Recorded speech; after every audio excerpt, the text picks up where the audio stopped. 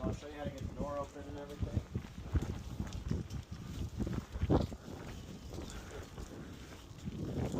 So this is just a simple, turn this, rotate it up, move the lock out of the way, and then it's held up by chains. Okay. After the system's run, this will have hydraulic pressure to it, and it's much easier to raise and lower, but there's no hydraulic pressure to it. I got it.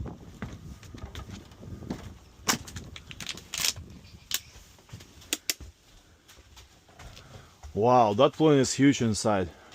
Yeah, it's wide. Yeah, it's way bigger one in too.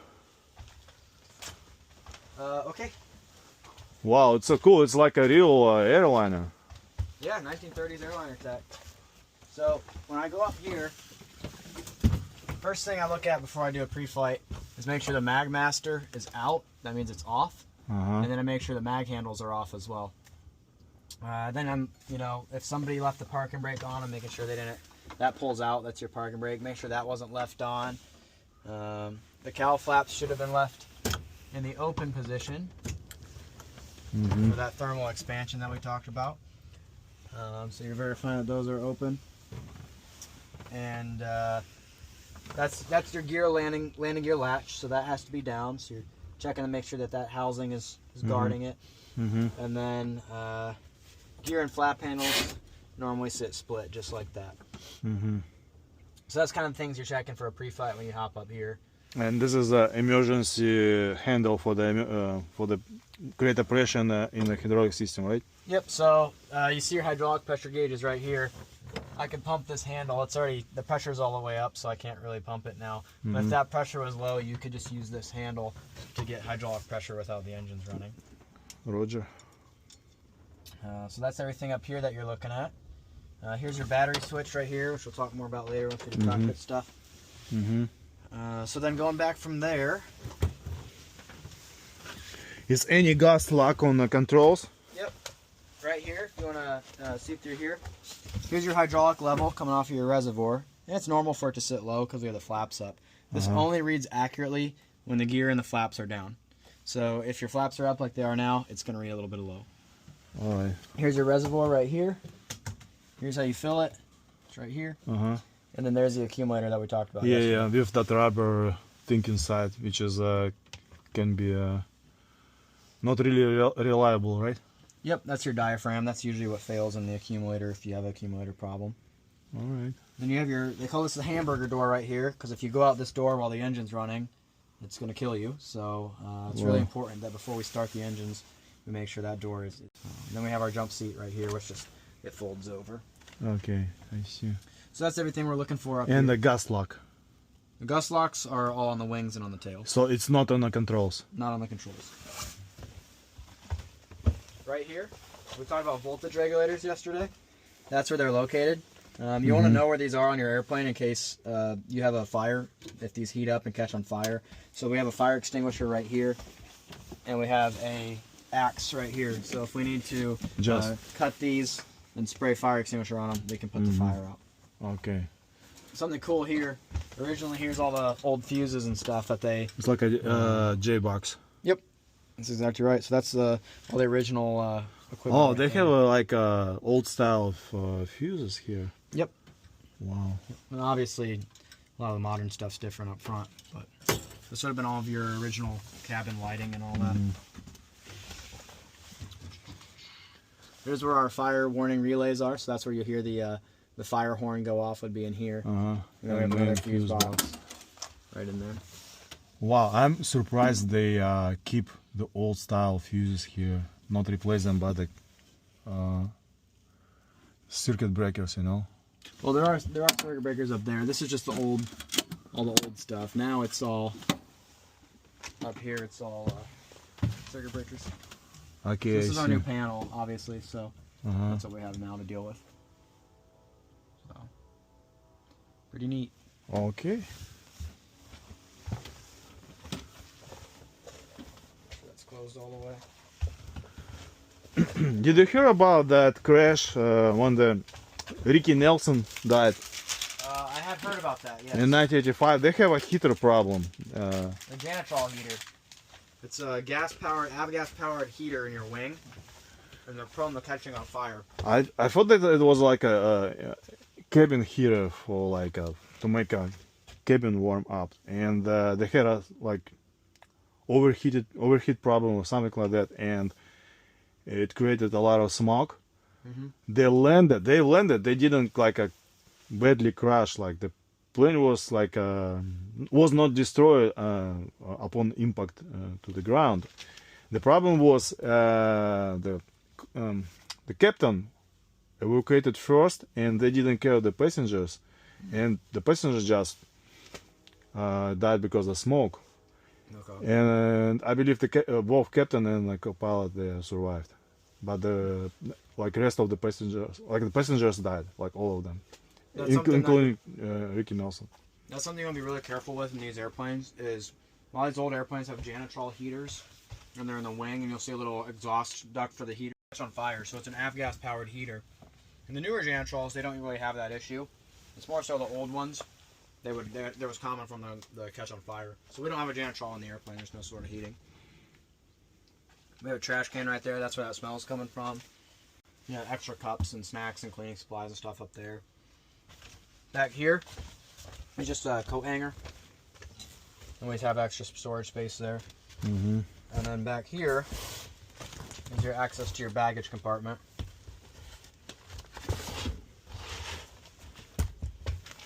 And also access to the tail back there. So. Yep.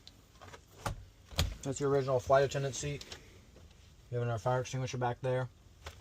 And then we have headset jacks here for people standing in the back. So this side of the aircraft looks like an AN2 as well. We have a door to the tail section, but for the weight and balance purposes, there's like a, we call this it's like a rib number 16. Okay. And everything else not supposed to be beyond the point.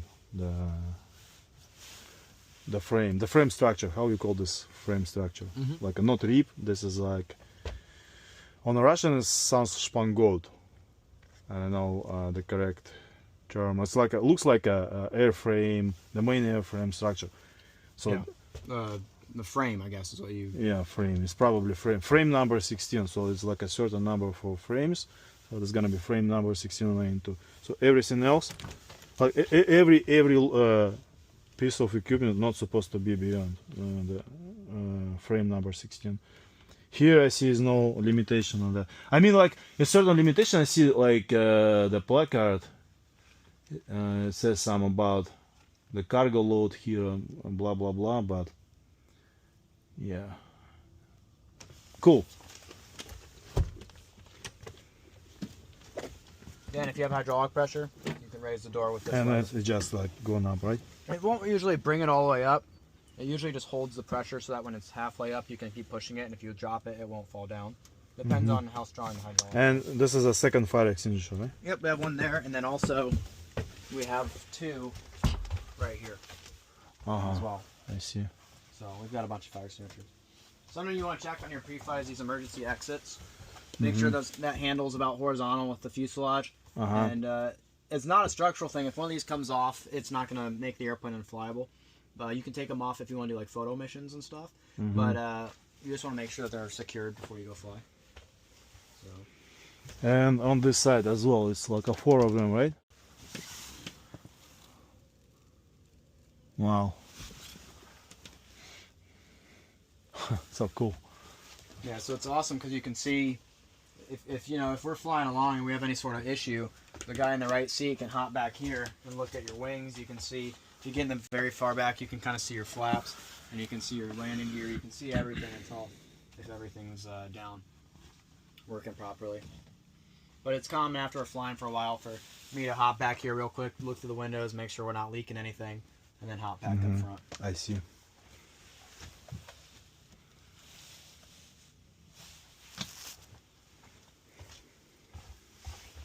But that's everything interior-wise that I pre-flight.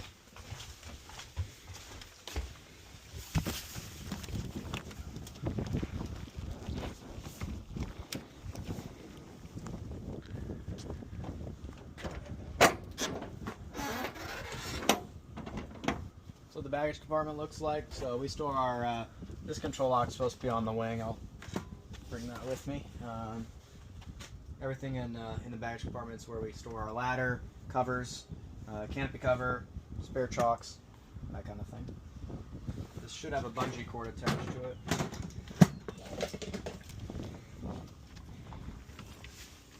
We can just leave that open if you want.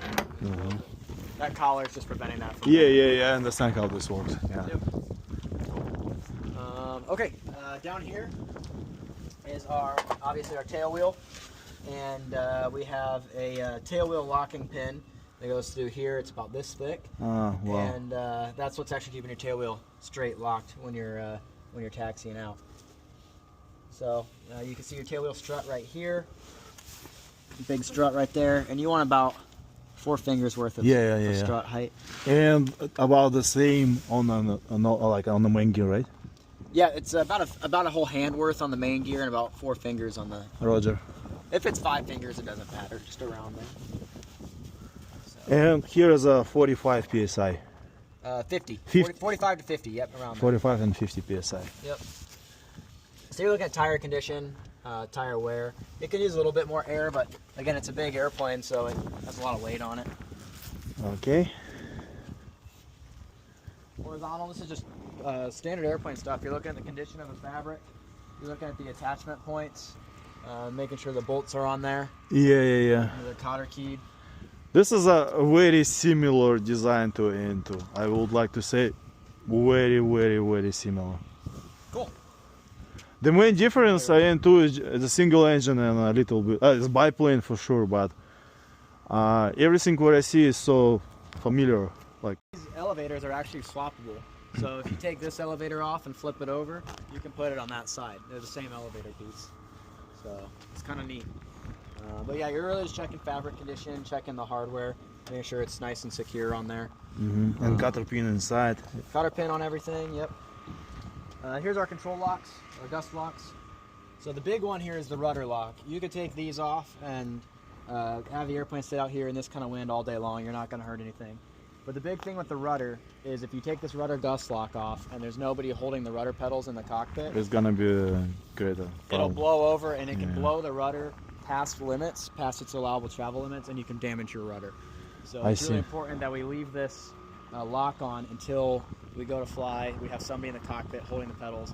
Only then do we want to take this off. Roger. Yep. Good to know. Rudder trim tab, of course. So you have trim tabs on both ailerons. Excuse me, just that aileron, just on the right aileron. Both elevators and on your rudder. You have your tail light right here. Some airplanes, you'll have this hole right here, and it's just an open hole where the light used to be, and that's okay if that's open like that.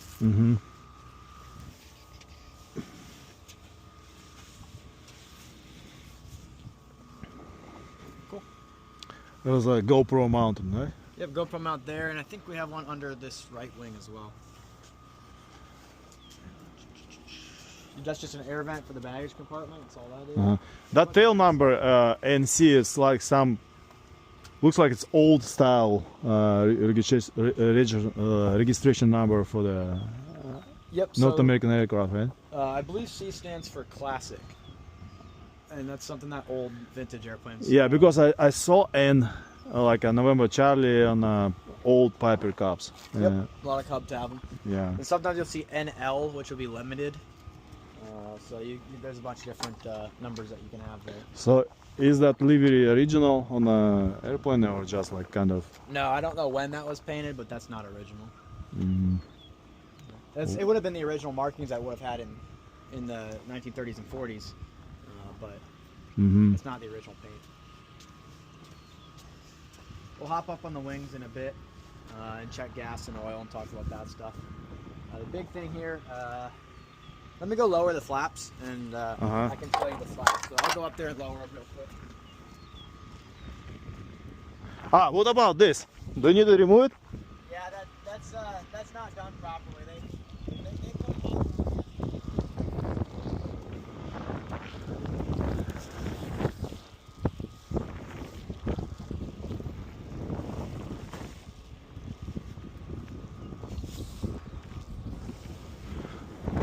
Да, это реально огромный.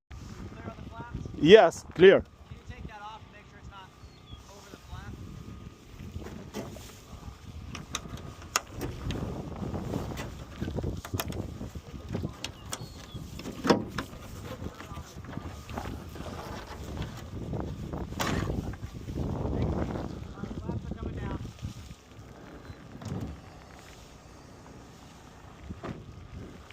Wow.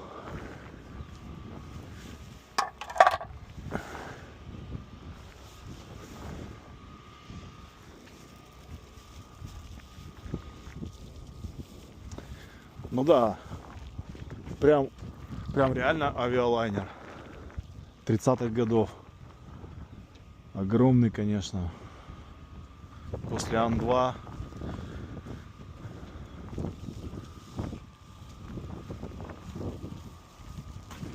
Big thing to note is how skinny your flaps are. They're just made out of aluminum. So you can see why your flap speeds are so low. Yes. Very skinny, fragile flap. 135. 135 for flaps 1, Uh-huh. 99 for flaps 2, 97 for flaps 3 and 4. Roger. That's in knots. So down here is how your flap is actually actuated. So there's this rod, this tube going through the wing, and it's connected to these linkages here. And that tube is actually moving and pulling these Roads. Yep, it's pulling these rods up, which is raising and lowering your flaps. So we didn't talk about asymmetric flap extension in the ground school yesterday. I've never heard of it happening with a DC-3, but you see you have a lot of flap surface, so if you have an asymmetric extension, it's really important. As soon as the airplane, you drop flaps, you notice that roll from the asymmetry, you bring those flaps right up. Otherwise it'll roll the airplane over. Makes sense. Because you have a lot of flap there. So you're just really looking here for leaks, cracks, that kind of thing, when you're inspecting the flaps. So they can have a little bit of play. That's normal. There's nothing wrong with that. So cool. So I like to just go around all the flaps. This is how the wing section is attached to the center plane. Yep. So this is your center section right here. This is called your center section. This is where your fuel tanks are housed up there. They're up, housed in the center section. So auxiliary tank is under. Yep. It's actually. Watch your arm. I'm gonna hop up here. I'll get a ladder for later, but your aux tank is actually right here. So you can jump if you want to. Wow. I can try and help you. It's tough. Yeah. You gotta throw your leg out. I'll get your center spar goes through here, and your front spar goes through here. So you have those 3 spars. But your aux tank is right about here, and these are your tank vents right here. And then your main tank's up here with your vents right here. So this is all considered the center section of the wing. And then you have your wing, your normal main section of your wing right Let me bring the ladder. I saw this on like baggage compartment.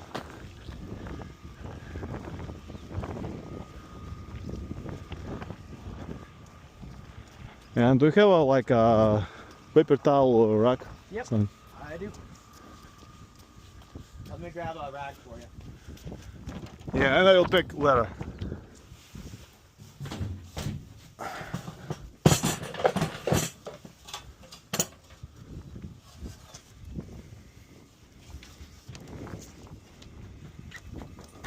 Thank you. Let's just put it right here while we're here. I'll show you this side.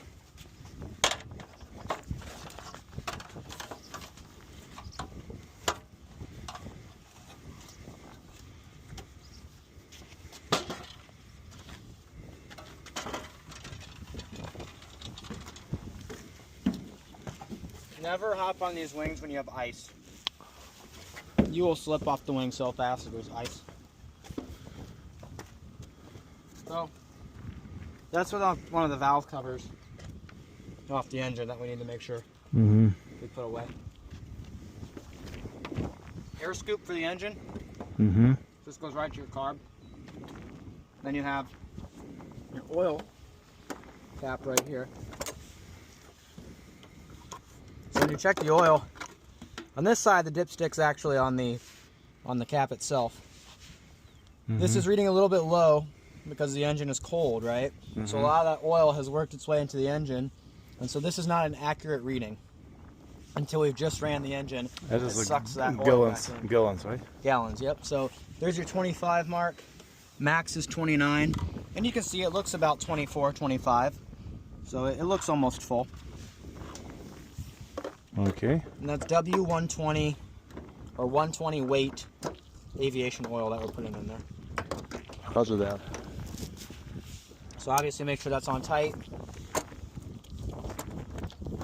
Make sure these are secure. Okay. So this is like for the maintenance. That's just for maintenance. That's just to the accessory section of your engine. And here is for the main tank and for the auxiliary tank, right? Yep, so you can go ahead and open that. Requires a little bit of pull. Cracked and they kind of crumble. That's something you want to watch for to make sure it's not falling into the tank and crumbling into the tank, because then you can have excess debris floating in your tank. These tanks, it's very common to get water in them. So we always want to sump this airplane before we go fly. Rainwater will make it through this rubber, find its way into the tank. Roger. So some DC-3s, they have a cover that goes over this whole system and blocks out rainwater. A little plate that goes over it. Obviously we don't have that. 210. Okay, here is a reminder. Yep.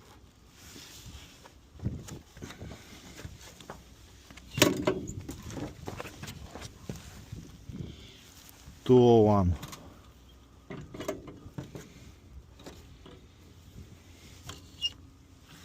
When you put the caps back on, there's a little arrow here. You're just making sure the arrow's pointing forward, and you know the cap's on properly. Yes, exactly. There's your vents right here. And then that's all you're really looking for up here. There's nothing really else on the wing that you check. During normal operations, who is climbing on the top, pilots or line guys? I always like to fuel the airplane myself. That way I know they're not accidentally putting jet fuel in, and I know that I've filled it up all the way or to however much I want to fill it to. I don't trust them. I like doing it myself. So sometimes you have the SIC do it if you're busy. Sometimes you have a crew chief with you. They can do it, but somebody who you trust. And you just pretty much asking them for the hose. And bringing hose over here and just pumping and looking for the gauge. Yep. Usually I have them bring the truck up the front. On the front. Hose out here. Hand me the hose up, and I fill the airplane that way. Roger. Usually I do. You can do it from the back too, but I usually do it from the front. That way they don't have to move the truck for either side. Over here. So we can walk here, right? Yeah, you can walk all the way out to the wingtip if you wanted to. You're not gonna. There's no restrictions. You're not gonna hurt it. I don't want to go that far because it kind of gets wobbly. Yeah. And two of us. Yeah. Not a good idea. I've never gone that far, but I'm comfortable going here. But you can see your landing light. This guard here is just so that you're not blinding the pilot. That's all it's doing. I see. So you don't see the landing light. My first impression was it's some like a aerodynamic thing for like make airflow comes through the wing more properly, and maybe just for decrease your stall speed. That's what a lot of people think. It's like a vortex generator or a stake on there. But now I see that totally makes sense. Yep, it's just so you're not blinding the pilot. Yeah.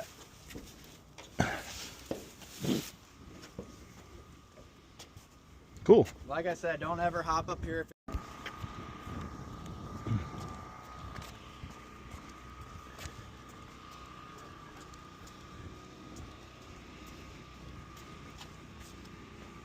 And it's the same thing up here.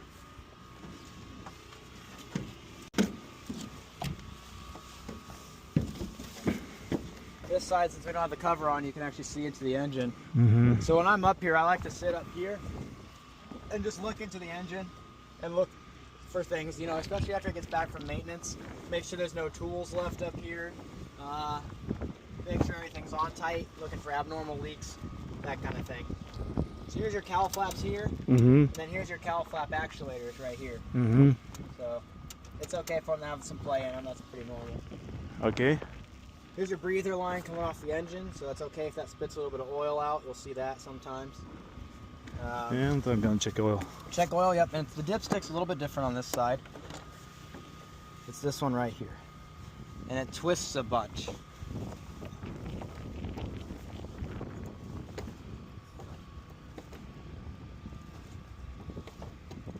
That should be good there. Should just be able to pull it out. It's pretty stiff.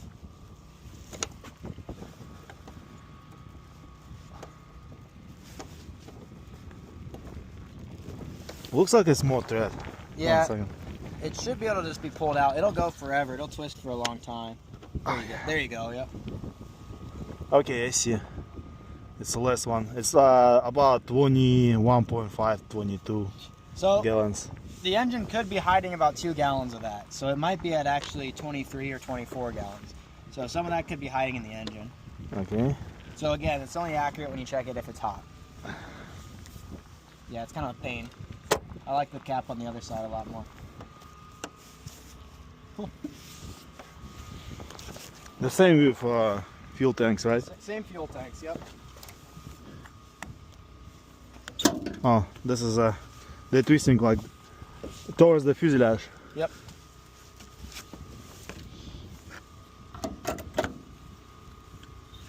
And the pointer show me the forward direction. And this tank's the one that we were talking about was leaking a little bit, so it's not going to be as high.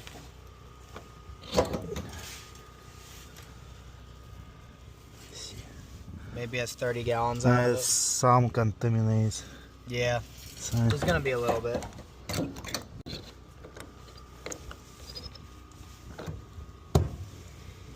Cool. That's everything on the wings.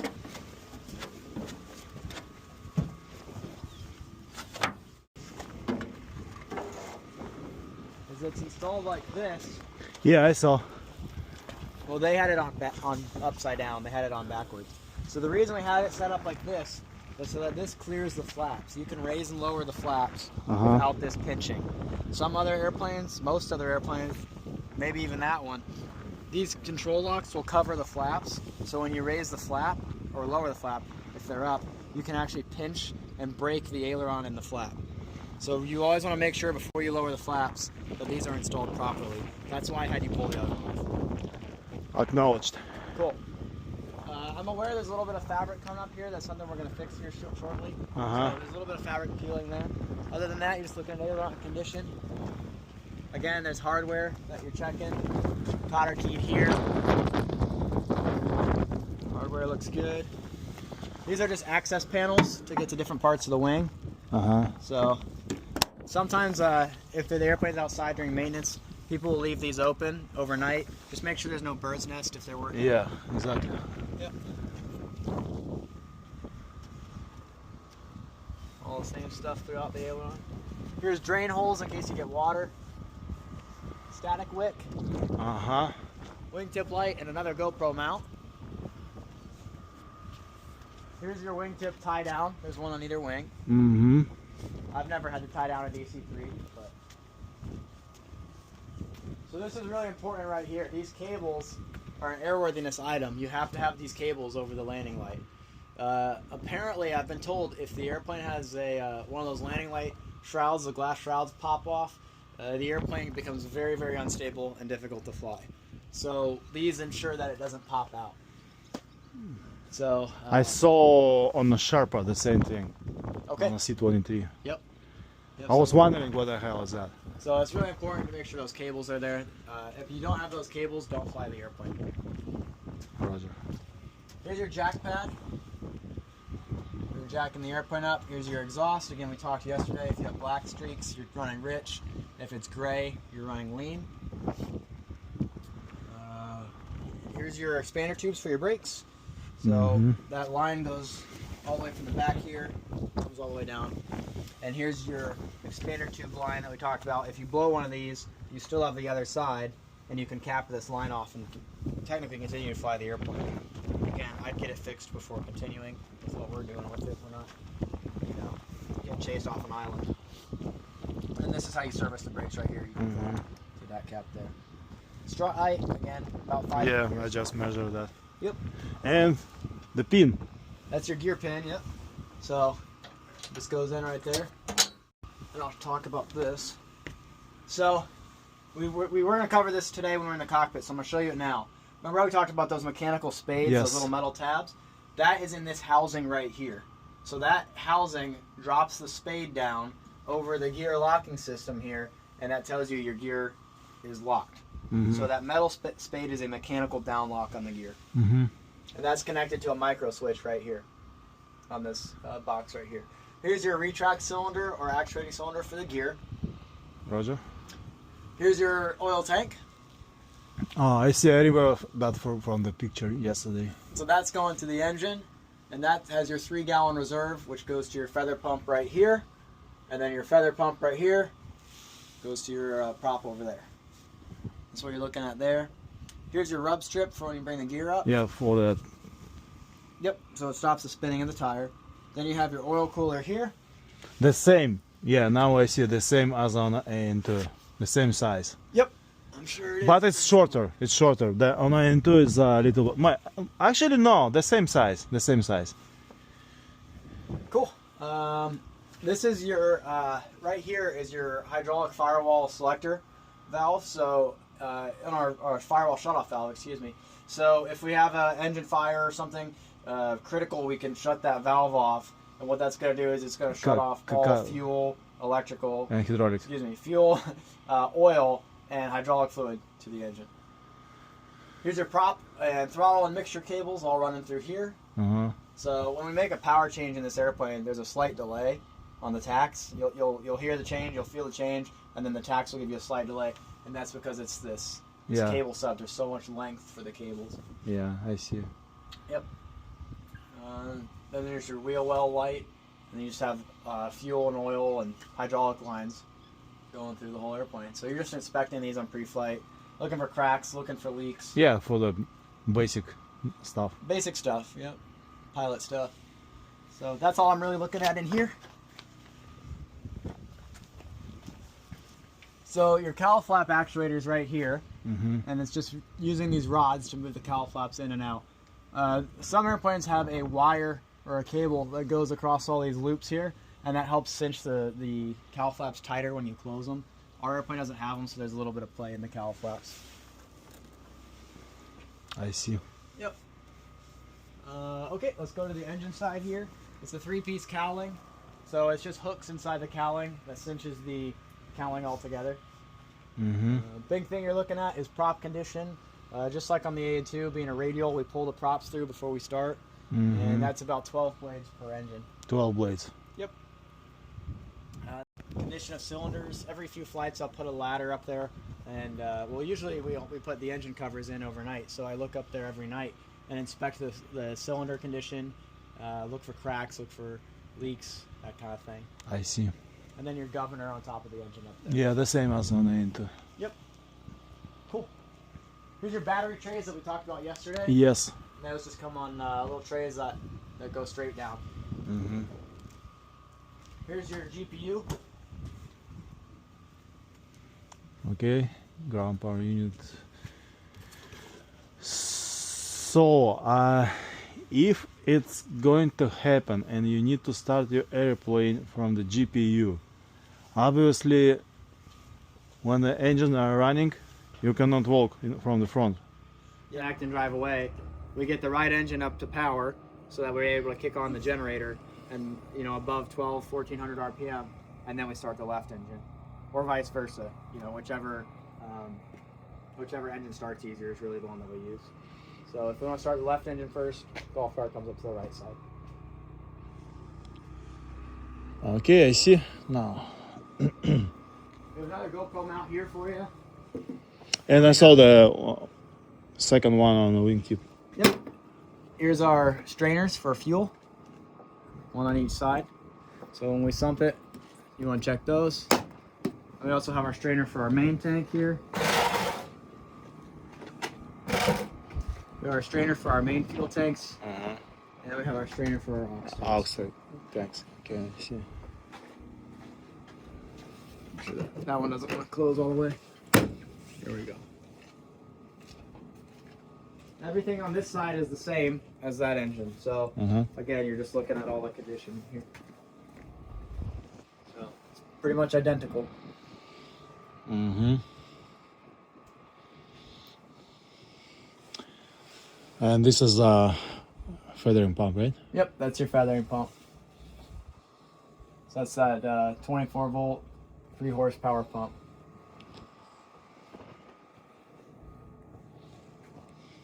Excuse me, 12 volt.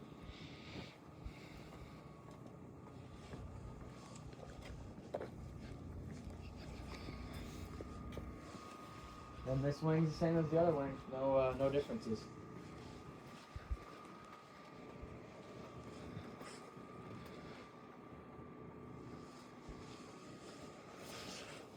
The same concept here. Yep. Same thing.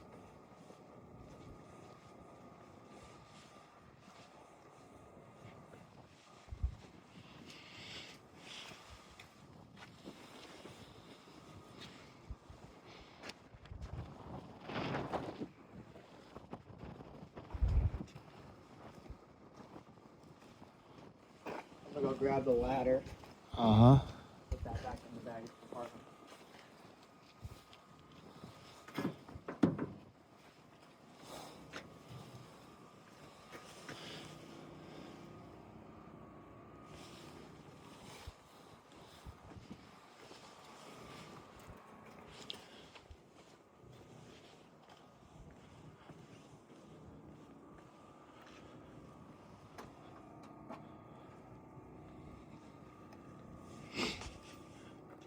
Я снимаю на фишай. Он немножко, конечно, искажает размеры этого грандиозного самолета.